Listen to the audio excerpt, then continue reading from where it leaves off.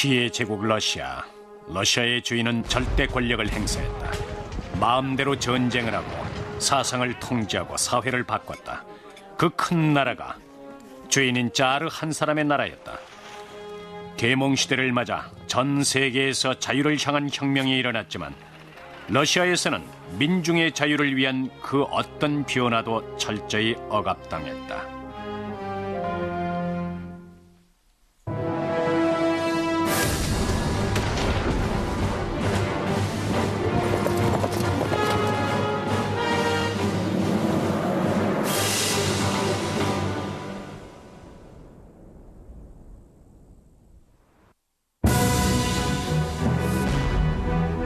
니콜라이 1세는 자르로 즉위한 바로 그날 1825년 12월 14일 대포로서 반란을 진압했다.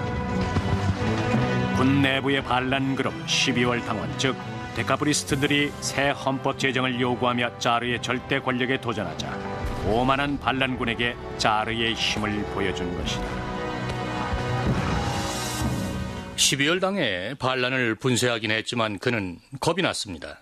자신의 앞날이 줄곧 혁명의 위협에 시달릴 것임을 예감했습니다.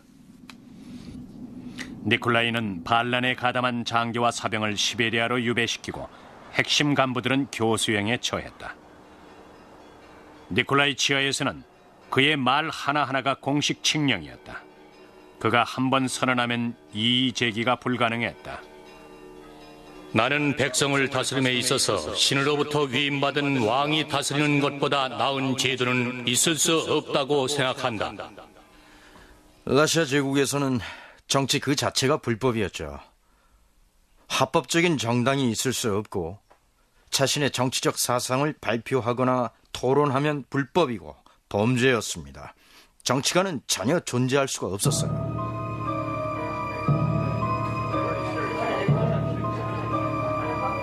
그러나 러시아의 엘리트들이 자기 몫을 찾기 시작했다. 귀족, 지성인, 기업가들이 사회개혁을 꿈꾸었다. 그들은 러시아의 후진성에 분개했습니다. 영국이나 프랑스의 상류층이 누리는 정치적 권리가 부러웠어요. 반란은 말만 꺼내도 큰 범죄였다.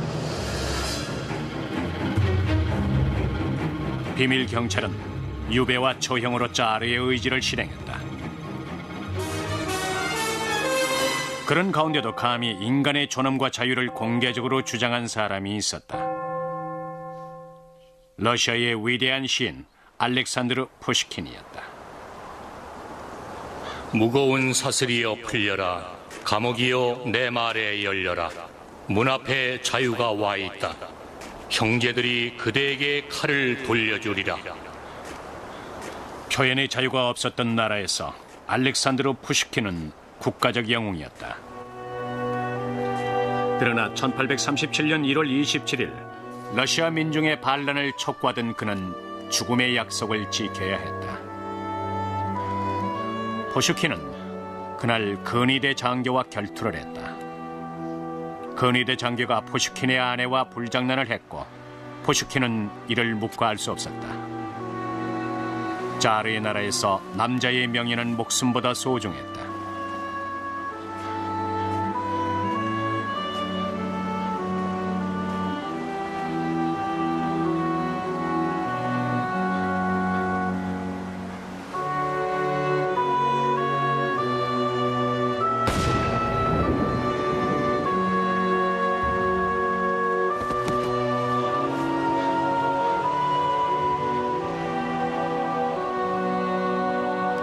위대한 시인의 죽음은 국가적 비극이었다.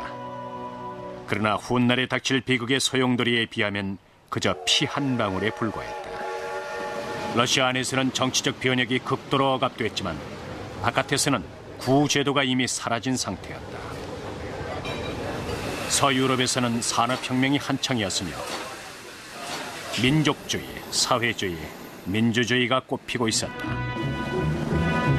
1848년 민중의 반란으로 파리에서 프라하까지 전제 정치가 모두 사라졌다. 러시아의 입구에 해당하는 오스트리아의 혁명이 일어나 황제의 권위가 무너지자 자르 니콜라이가 개입했다. 니콜라이는 군대를 끌고 가서 합스부르크 황제를 포기시켰다. 전 유럽에서 복고적 왕당파들이 다시 고개를 들었다. 자르 니콜라이는 유럽의 군주지를 수호하는 경찰을 자처했다. 니콜라스 1세의 마음속 한 복판에는 자르로서 자신의 역할은 무정부적인 각종 세력을 힘으로 압도하고 진압하는 일이라는 생각이 자리 잡고 있었습니다. 자르의 신념은 이제 교만으로까지 발전했다. 오스트리아 황제를 복원시킨 여세를 몰아 니콜라이는 터키와 발칸의 눈독을 들였다. 죽어가는 오토만 제국 땅을 자기 것으로 만들고 싶었다.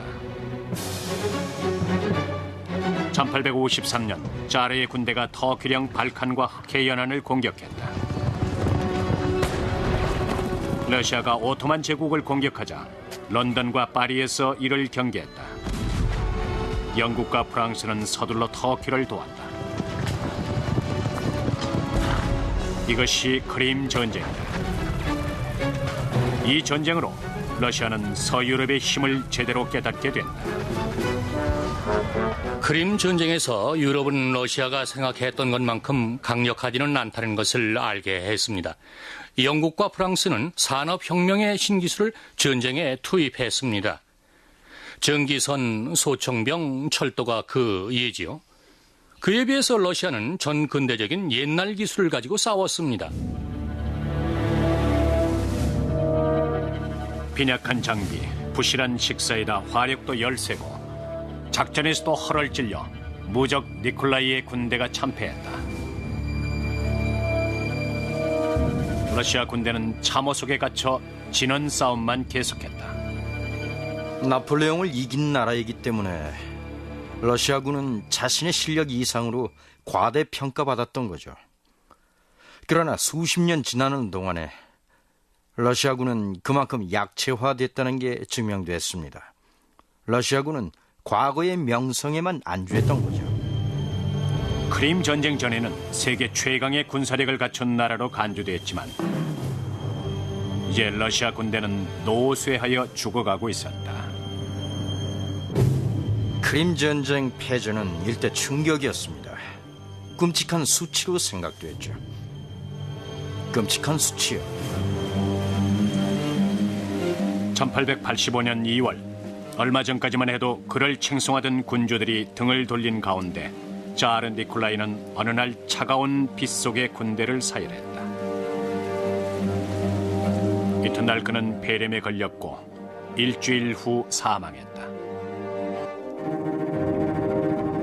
위기에 빠진 가운데 재위는 니콜라이의 아들 알렉산드르 2세에게 넘어갔다. 새 자르는 아버지의 패전으로부터 많은 걸 배웠다. 그는 현실을 직시했다. 패배를 인정하고 군대를 철수시켰다. 그리고 새로운 전쟁, 바로 러시아의 과거와의 전쟁을 시작했다. 비극, 수치, 위기. 크림 전쟁의 패배는 러시아가 후진국임을 여지없이 증명했다. 러시아의 구식 군대와 경제, 사회가 서구를 따라가려면 변화가 필요했다.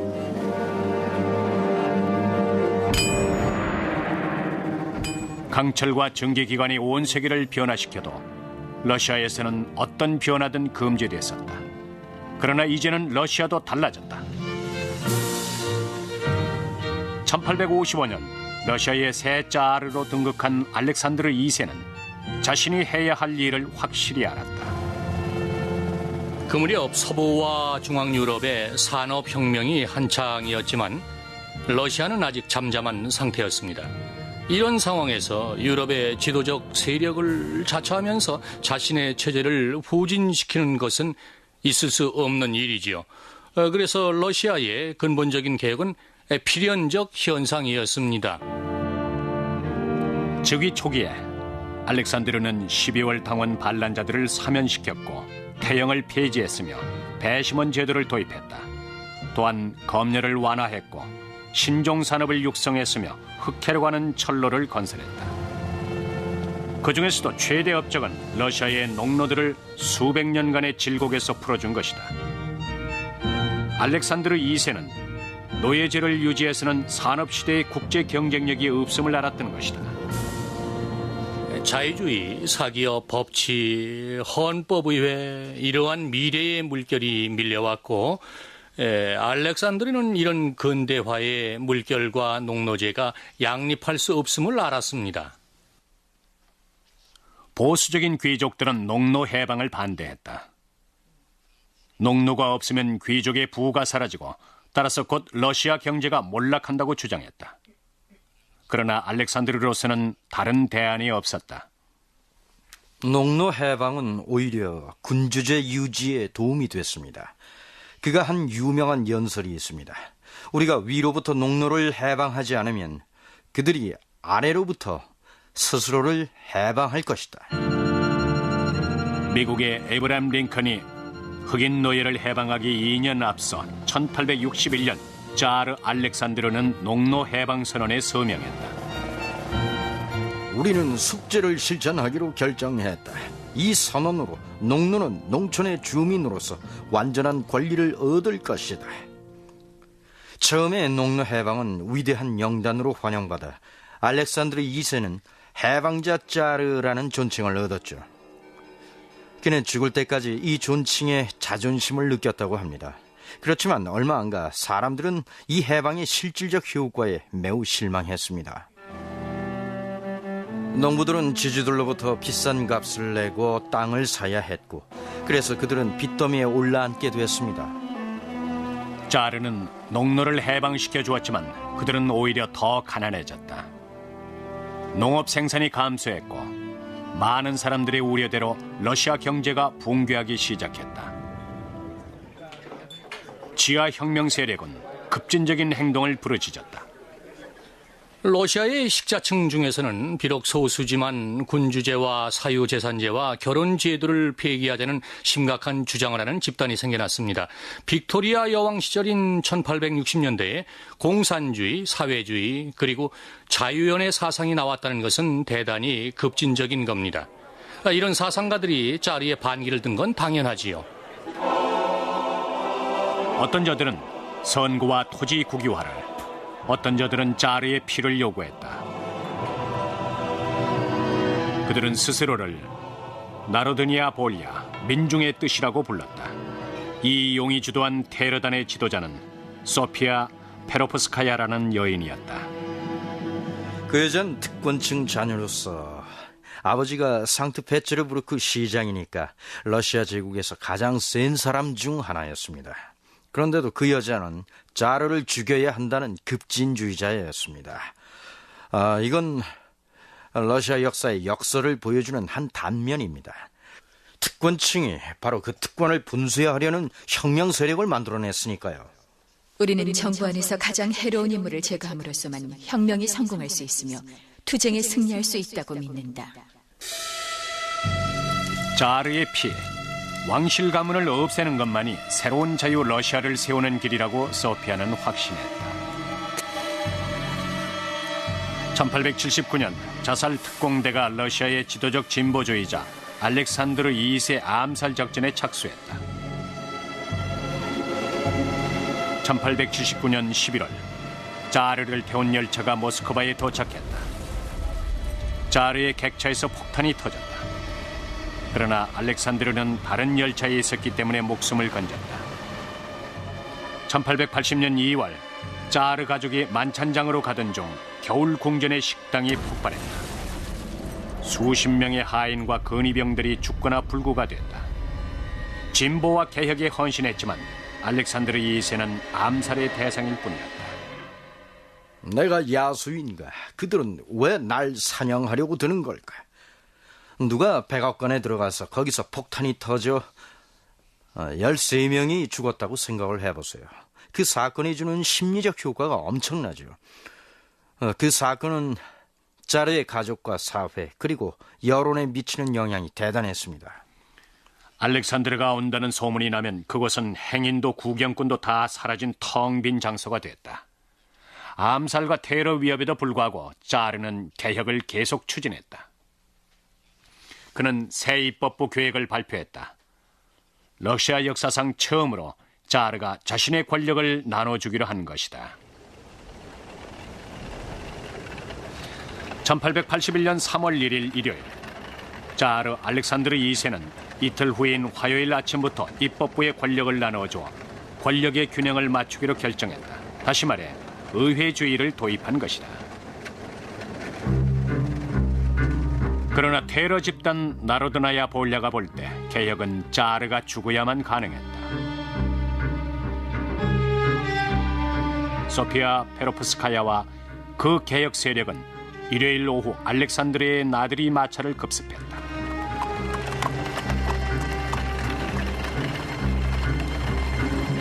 소피아가 손수건을 떨어뜨리자 거사가 시작됐다.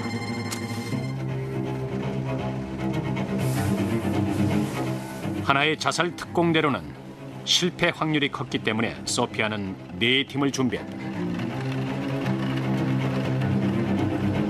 혁명대원 하나가 폭탄을 던졌습니다. 그러나 그 마차는 프랑스의 나폴레옹 3세가 선물한 방탄마차라서 자르는 무사했습니다. 그러나 자르가 실수를 범했습니다. 자르는 마차에서 내려 부상자들을 치료하고 돌보려 했습니다.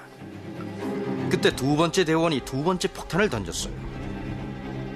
두개골이 흩어지고 다리가 절단돼 날아갔다. 알렉산드르 니콜라이예비치 로마노프 해방자 자르는 그날 그렇게 죽었다. 혁명가들은 그래서 새 시대가 열리고 인민은 해방될 거라고 믿었습니다.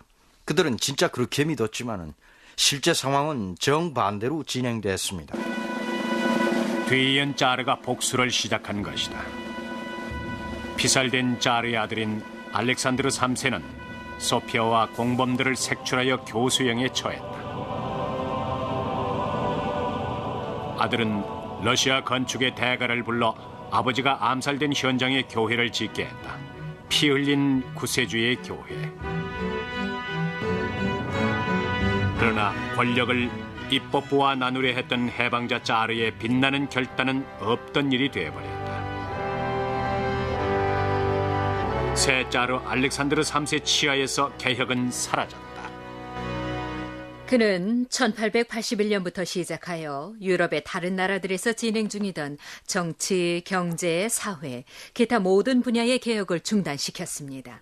하지만 개혁을 중단시킨 그의 행위는 사실상 혁명이라는 더 큰 변화의 문을 열게 되죠. 6년 후 나로드나야 볼랴 잔당이 다시 자르 암살을 시도했다. 그러나 사전에 발각돼 주모자들이 처형됐다. 그 주모자 중 하나가 알렉산드르 울리야노프로 블라디미르 울리야노프의 형이다. 형의 죽음에 영향을 받은 블라디미르 울리야노프는 후에 러시아를 새로 만들어낸 대혁명가가 된다. 그가 바로 레닌이다.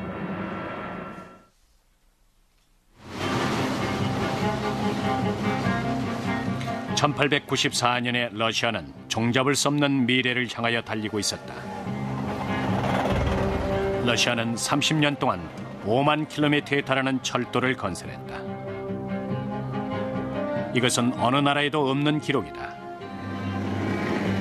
산업 생산이 치솟았다.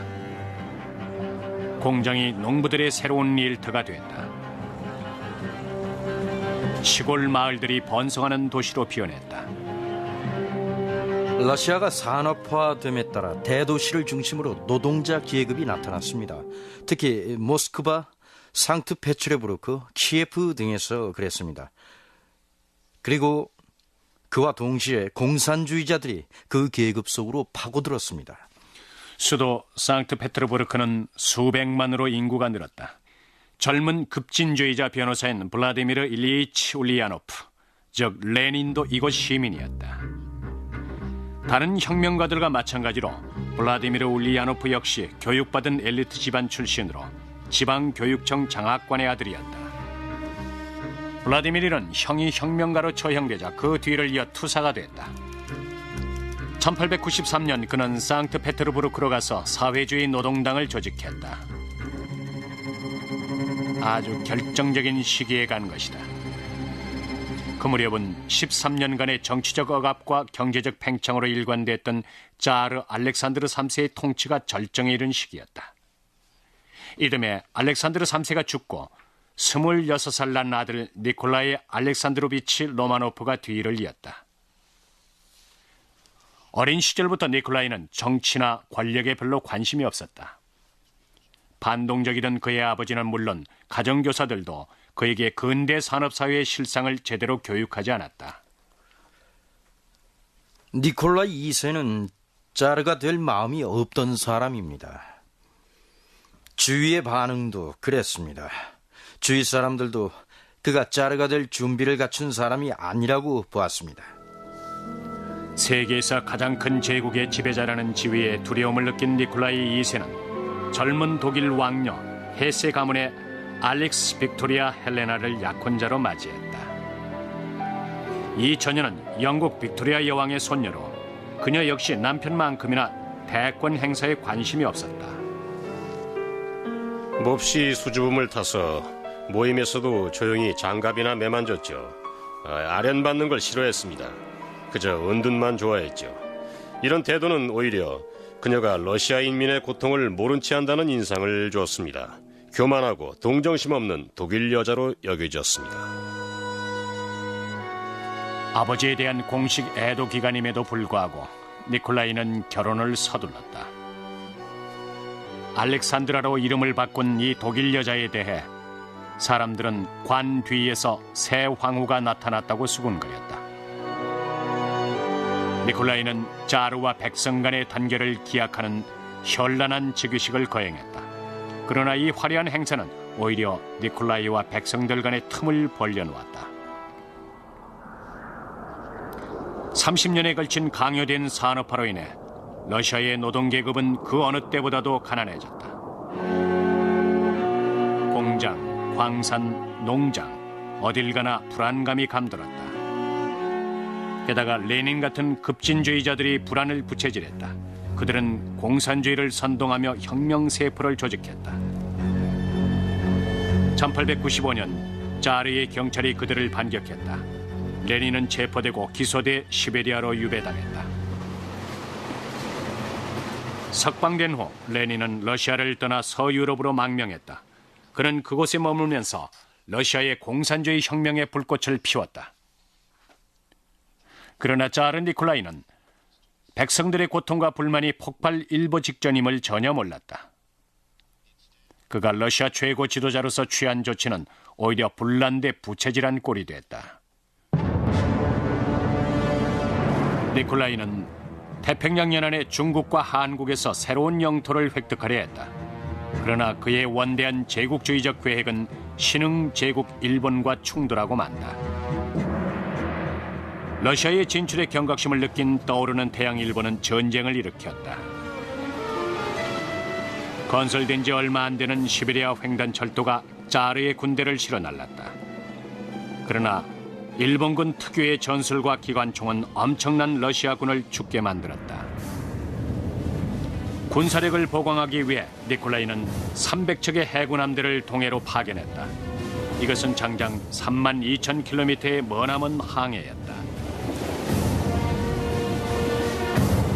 1905년 5월 8달 동안의 굶주림과 반란, 질병의 항해 끝에 러시아 함대는 마침내 태평양에 도착했다. 일본은 기다리고 있었다. 더 빠른 전함과 고성능의 함포를 이용해서 일본은 러시아 함대의 3분의 2를 격침시켰다. 러시아의 자존심, 표트르 대제 이후 러시아 해군의 명성이 일거에 무너졌다. 안 해도 될 전쟁을 해서 엄청난 손실을 입었습니다. 거기다가 패하기까지 했으니 정권의 정당성에 금이 갔고 교육받은 지식층인은 물론 공무원, 심지어 측근 신하들에게까지 자르의 권위가 실추되고 말았죠. 그렇지 않아도 반정부 운동이 심한 상트페테르부르크의 패전 소식이 전해졌다. 1905년은 혁명의 해가 되고 말았다. 중세기부터 내려오던 자르의 신성한 절대권이 러시아 인민의 뜻에 도전을 받았다.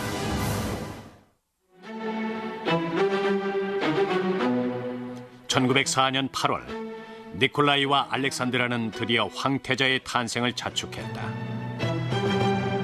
10년 동안 딸만 넷이었는데 드디어 황태자 알렉세이가 탄생한 것이다.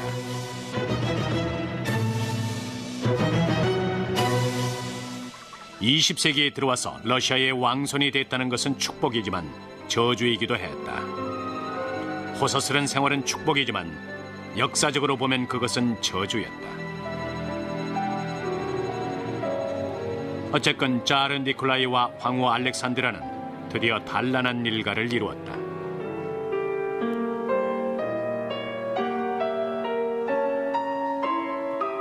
하지만 황태자 알렉세이는 어려서부터 건강하지 못했다. 의사들은 황태자가 출혈이 멈추지 않는 질병인 혈우병이라고 진단했다. 아무 치료법이 없었다. 혈우병 환자는 모두 어려서 죽었다. 알렉세이의 병은 로마노프 가문의 저주였다. 황태자가 죽으면 후계를 둘러싸고 말썽이 생길 것이고 자르의 권위가 흔들리는 시기에 이런 말썽은 좋을 리가 없다. 알렉세이의 혈우병은 극비에 붙여졌습니다. 그는 이의를 제기할 수 없는 후계자였고 아무도 그의 건강을 말하지 못했습니다. 그러나 러시아의 길거리에서는 로마노프란 벌써 없어졌어야 할 가문으로 인식돼 있었다. 1904년 가을 인플레이션이 일어나고 이어서 굶주림과 고난의 겨울이 왔다. 거기다 러일 전쟁 패전 소식이 전해지자 자르에 대한 신뢰가 땅에 떨어졌다. 1905년 1월 9일 일요일 항의자들이 대집단을 이루어 겨울 궁전으로 몰려왔다. 노동자, 학생, 신부. 정교의 신부 게오르기 가폰이 이끄는 항의자들은 10만 명 이상이 서명한 청원서를 제출했다. 그들은 자르에게 대의 정치, 언론의 자유, 근로자의 권리, 일본과의 강화를 청원했다. 이것은 비폭력 데모지 정치투쟁은 아니었습니다. 항의자들은 혁명적 구호를 외치지 않았습니다. 그들 스스로 명확히 했듯이 자르에 대한 애정과 그리고 종교적 신앙에 입각한 집회였습니다. 자르에게 자신들의 곤경을 직접 얘기하고 그걸 면할 수 있게 도와달란 호소를 하려고 모인 집회였습니다. 항의자들은 자기들의 청원서를 자르에게 직접 전달할 생각이었다. 그러나 니콜라이는 가족과 함께 다른 곳에 있었다. 궁전 수비대의 반응은 신속하고도 잔인했다. 가폰 신부는 이렇게 말했다. 근위병들이 우리에게 다가오자 고함 소리가 났다. 칼이 번득이는 게 보였다. 남자, 여자, 어린이가 나무 토막처럼 쓰러지기 시작했다. 신음과 고함과 저주가 광장에 메아리 쳤다. 근위대는 사망자가 100명 미만이라고 주장했다. 항의자들은 1000명이라고 주장했다. 어느 쪽이 맞건 이 피해 일요일 사건은 반란의 도화선에 불을 붙이고 말았다. 피해 일요일 사건이 있은 다음부터 시민들 마음속에는 자르는 말뿐이지 사실은 러시아 백성의 고통을 전혀 모르는 사람이란 인식이 깊이 자리 잡게 됐습니다. 그해 여름 전국적인 소요 사태로 공장도 농장도 휘청거렸다. 혁명군이 50개 도시를 장악했다. 무장한 노동자들이 문을 연 공장을 습격하여 파괴했다. 내란에 직면한 니콜라이는 왕조의 수호자 입장에서 어떻게 할까 망설였다. 순전히 무력으로 반란을 진압하자면 피가 강처럼 흐를 것이다. 다른 방법이라면 시민의 권리를 인정하고 국가의회, 두마가 제정한 법률을 인정해야 하는데 그것은 나보고 자르를 그만두라는 얘기다. 1905년 10월 자르는 현실에 굴복했다. 10월 선언을 통해 시민의 기본권을 인정하고 새로운 선거에 의한 의회를 승인한 것이다. 니콜라이는 뭔가 양보해야만 했습니다. 정말로 마지못해서 한 양보였습니다. 그는 정당, 의회 이런 것을 아주 싫어했습니다. 헌법을 인정하는 것도 마지못해서였고 내심으로는 전혀 인정하지 않았습니다. 1906년 5월 새로 구성된 러시아 의회가 급진적 개혁을 요구하자 니콜라이는 의회 해산으로 대응했다. 그리고는 선거법을 4년 동안이나 주물러 이번에는 보수적인 의회를 다시 구성했다. 니콜라이는 그때까지도 오직 로마노프 왕가만이 러시아를 다스릴 수 있으며 그것은 신이 그 가문에 내린 사명이라고 믿었습니다. 그래서 아무도 그 권한을 그에게서 뺏어갈 수 없으며 만일 그렇게 된다면 러시아는 망하는 거라고 믿었습니다. 정치적인 혼란이 극에 달했건만 니콜라이와 알렉산드라의 초미의 관심사는 아들 알렉세이뿐이었다. 아들은 혈우병으로 날마다 사경을 헤맸다. 작은 상처 하나만 생겨도 조금만 부딪혀 멍들어도 사경을 헤매니 부모, 특히 엄마의 입장에서는 아들을 쳐다보는 것만으로도 극심한 고통이었습니다. 그래서 황후는 신비적, 종교적인 구원을 찾아 헤맸습니다. 병을 고칠 수 있다면 뭐든지 하고 어디든지 가려고 했습니다. 황후는 기적을 원했다. 측근 하나가 그녀를 이적을 행하는 사람에게 데려갔다. 시베리아의 수도성 그레고리 라스푸틴이었다. 알렉세이가 8살이 되자 라스푸틴의 신적인 힘이 주입됐다. 아이가 쓰러져 다시는 일어나지 못할 듯 싶었습니다. 알렉산드라는 라스푸틴에게 호소하는 전보를 쳤습니다. 아들이 아프니 어떻게든 해봐달라고 말입니다. 라스푸틴은 답전을 쳤습니다. 내일이면 피 흘림이 멎을 것이니 염려 말라고 말이죠.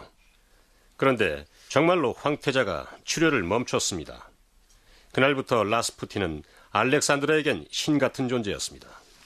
그 후부터 야성적인 시베리아 농부는 짜르 집안의 귀빈이 됐다. 그러나 이 수수께끼의 인물은 사교계에서 추문을 일으켰다. 러시아 상류사회 여인들은 매우 엄격한 생활을 했습니다. 그런데 러시아의 시골 시베리아에서 온 이 사나이는 성적 에너지가 넘쳤죠. 라스푸틴에게는 두 얼굴이 있습니다. 황후에게 그는 신이었습니다. 그러나 다른 사람에게는 탕아에 불과했습니다. 그는 거칠고 지저분했고 호색한이었고 야수 같은 데가 있었습니다. 그런데도 알렉산드라의 눈에는 그게 안 보였습니다. 오직 자기 아들을 도와줄 신성한 존재로만 보였습니다. 라스푸틴은 황후에게 알렉세이와 왕조의 생과 사에 관해서 주문처럼 설교했다. 그러나 러시아 국민은 황태자의 질병에 관해 전혀 몰랐기 때문에 라스푸틴을 치료사가 아니라 로마노프 가문을 젖먹는 암으로 생각했다. 짜르를 아련하고 싶은 사람은 먼저 라스푸틴을 통해서 왕실에 접근해야 했습니다. 우선 라스푸틴과 친교를 맺어놓으면 그 다음엔 짜르를 만나기가 쉬웠어요.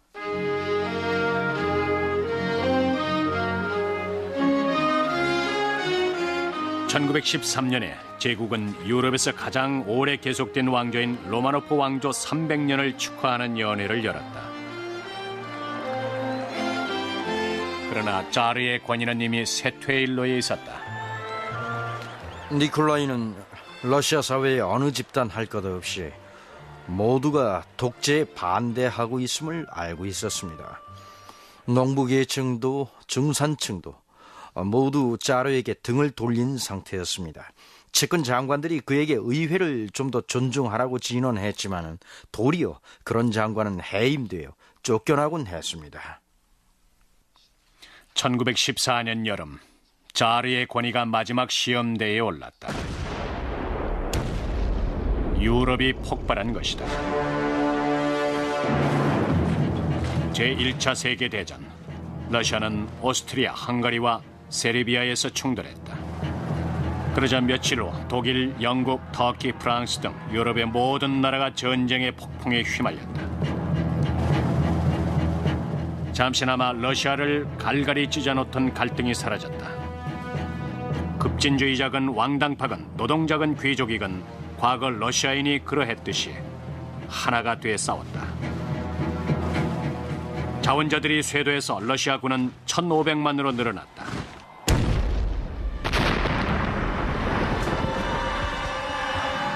그 후 2년 반 동안의 러시아는 그중 반이 넘는 800만의 병력을 상실했다.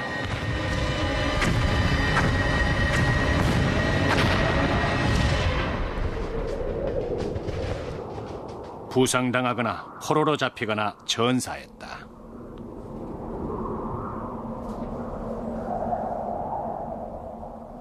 (1915년) 여름 제국의 위기를 맞아 자르 니콜라이는 전선을 시찰했다. 시련에 처한 그는 그것이 제국의 지배자인 자신의 의무라고 생각했다. 그는 아무 군사적 경험도 없었습니다. 그리고 쇼맨십도 전혀 없었습니다. 이를테면 군인들을 위문하면서 사기를 북돋아주거나 격려를 해줄 만한 능력도 없었습니다. 군인들 앞에서도 조용하기만 했습니다. 그들에게 뭐라고 말을 해야 할지 몰랐습니다. 백성들은 전쟁의 패배와 굶주림으로 국가 지도자에 대해 염증을 느꼈다. 혁명의 불꽃이 다시 점화됐다. 레닌의 구호, 평화, 땅, 그리고 빵. 이것은 당시 러시아 국민들에게 실감나는 당면 문제였습니다. 300년 동안 러시아 국민은 로마노프 가문의 신적인 권위를 부여해 왔었다. 그런데 그 신화가 깨졌다. 혁명이 코앞에 다가온 것이다.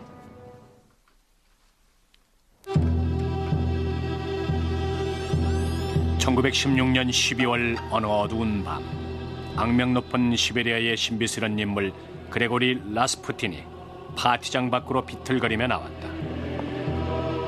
알렉산드라와 왕실에 대한 라스푸틴의 암적인 영향력은 왕당파조차도 분노를 느끼게 했다. 자르를 구하기 위하여 펠릭스 유서포프 왕자와 동조자들이 그를 제거하기로 한다.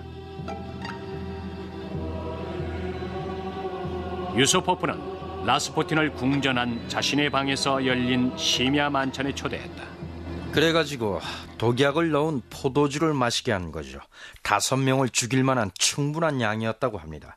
그러나 라스푸틴은 얼마나 건장했는지 아무렇지도 않게 버티더랍니다. 독약이 효능을 발휘하지 못하자 그들은 이제 총을 쏘았습니다. 그리고 그가 밖으로 달아나자 쫓아가 여러 발을 또 쐈습니다.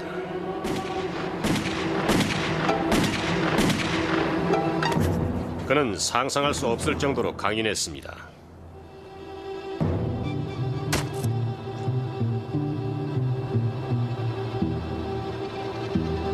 그들은 시체를 내바강으로 끌고 가서 얼음구멍을 파고 그 속에 처박았습니다. 죽은 걸 확인하고 시체를 내버린 거죠. 사흘 후 네바강에 그의 시체가 떠오르자 라스푸틴이 벌떡 일어났다는 설도 있다. 시체를 건져보니 폐에 물이 차 있었답니다. 이것은 그가 물에 빠져서도 숨을 쉬었다는 얘기입니다. 사실이라면 참으로 놀라운 얘기죠. 라스푸틴의 죽음은 황후를 절망시켰다. 황후에게 그의 죽음은 아들과 로마노프 왕조의 종말을 의미했다. 그러나 왕당파도 혁명파도 다 좋아했다. 생각해 보십시오. 세계 최대 제국에서 황제의 최고 고문이 국가 엘리트에 의해 살해된 사건을 잘된 일이라고 하니 이러고서야 러시아라는 나라가 어떻게 제대로 굴러가는 나라라고 할 수 있겠습니까? 1917년 2월 수백만 명이 전선에 잡혀있는 가운데 러시아 경제는 피폐해졌다. 인플레이션으로 루블화 값이 떨어졌다. 식량과 연료가 결정적으로 부족했다. 기나긴 빵 행렬이 형성됐다. 2월 23일 빵 행렬이 소요로 변했다.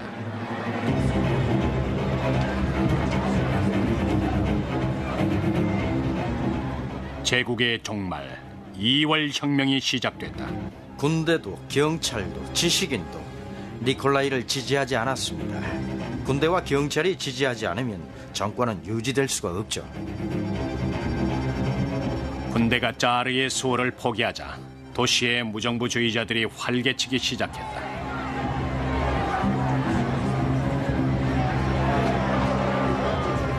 12월당 당원들이 개혁을 요구한 이래 러시아인들은 근 100년 동안 혁명을 시도했습니다. 그들에게 혁명은 먹고 숨쉬는 것과 다름없는 생활의 일부였습니다. 혁명에 열중했고 그것이 일어나기를 바랬고 기다렸습니다. 그러나 막상 2월 혁명이 일어나자 모두 놀랐습니다. 2월 27일 니콜라이는 짜르 전용 열차를 타고 고향으로 달아나 피신하려고 했다. 그러나 파업 노동자들이 상트페테르부르크 교회에서 열차를 세웠다. 1917년 3월 1일 철도 위에 좌초한 니콜라이 2세는 두마의 최후 통첩을 받았다. 나라를 구하기 위하여 짜르가 퇴위하고 모든 권한을 두마로 넘기라는 내용이었다. 그것은 니콜라이로서는 죽음보다 더한 수치였다. 지배자들은 자신이 신으로부터 권한을 부여받았다는 생각을 갖고 있는 게 보통입니다. 그래서 자기가 권좌에서 내려오는 것은 왕실 전통을 어기는 잘못이며 마치 신에게 무슨 큰 죄를 짓는 것인 양 착각합니다. 제국의 운명, 그야말로 천년사직이 그의 손에 달렸다. 왕국의 몰락을 막을 생각으로 니콜라이는 12살 난 아들 알렉세이에게 왕권을 양위하겠다고 제안했다. 그러나 측근들이 그것은 아들을 죽음으로 몰아넣는 일이라며 말렸다. 그러자 니콜라이는 동생에게 제위를 넘기려 했다. 그러나 동생 미하일 알렉산드로비치 로마노프도 왕관 쓰기를 거부했다.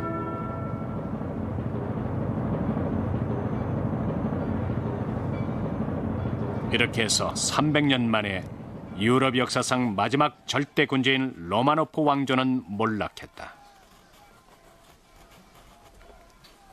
니콜라이가 절대 군주제를 포기했다면 상황이 달라졌을까요? 글쎄요. 그러나 중요한 것은 니콜라이가 그럴 수가 없는 사람이란 사실입니다. 왜냐하면 그는 절대 권력을 포기한 짜르는 이미 짜르가 아니라고 믿었기 때문이죠. 군주 제도가 무너진 것만이 아닙니다. 역사적으로 중요한 것은 그것이 무너지는 것과 동시에 볼셰비키들이 그 기회를 이용했고 그래서 실권을 장악했다는 그 점이 중요합니다. 한 달 후 또 다른 열차가 상트페테르부르크로 향했다. 바로 이 열차에 러시아의 미래가 타고 있었다.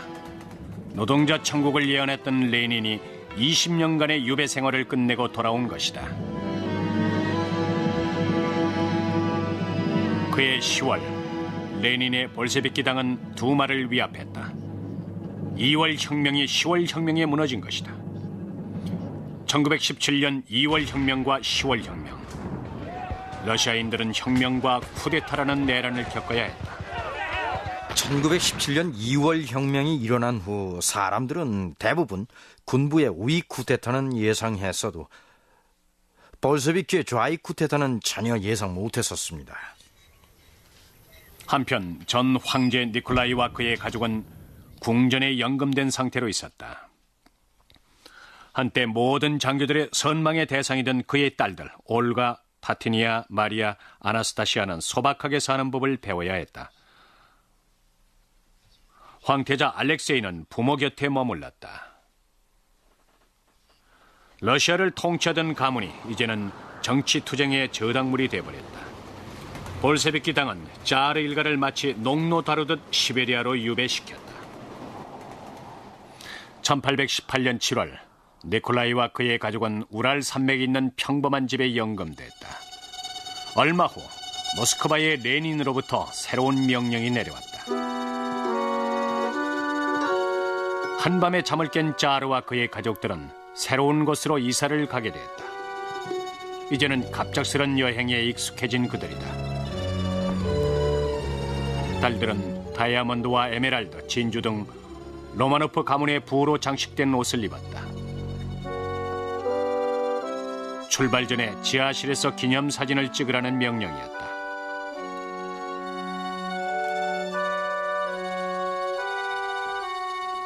그러나 정작 사진사는 없었다.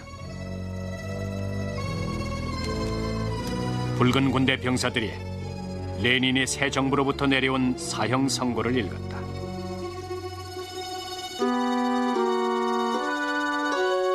이것은 볼셰비키 역시 약체 정권임을 상징하는 행위였습니다. 내란이 시작된 1918년 그 해는 볼셰비키로서는 매우 어려운 해였습니다. 그들은 그 해를 지탱하지 못할지도 모른다는 판단에서 왕가 일행을 처형해버리기로 한 거죠. 그들의 통치에 대한 위험 요소를 제거한다는 차원에서 말입니다.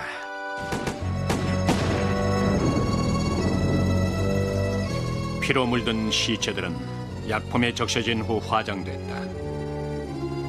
왕가 일행은 한 줌의 채로 남았다.